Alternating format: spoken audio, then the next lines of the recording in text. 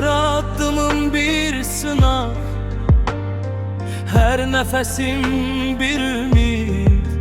Sevgide yanımda olsa zirve artık uzak değil. Boş cebim vardı ama büyük hayallerim. Hamı olmaz dedi, sustu arzularım.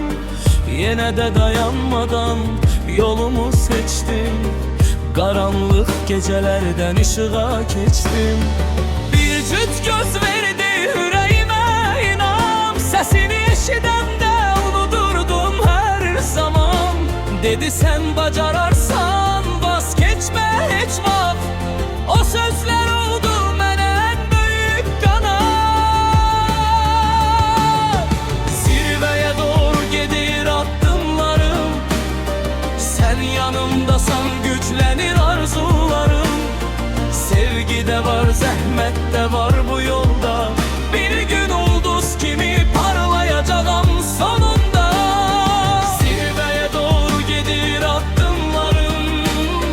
Sen yanımdasan güçlenir arzularım. Sevgide var, zəhmət var bu yolda. Bir gün ulduz kimi parlayacağım sonunda. Qələbə təsadüf deyil, alın təridir.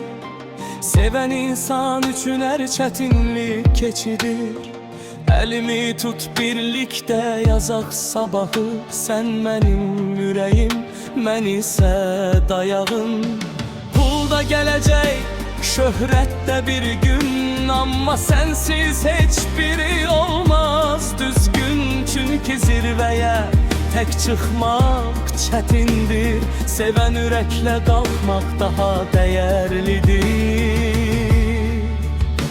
Bu həyat döyüşdür, amma qorxmuram. Sənə və özümə verdiyim sözü unutmuram. Bu mahnı arzuların, sevginin səsidir. Zirveye doğru bizim birlikte yükselişimizdir.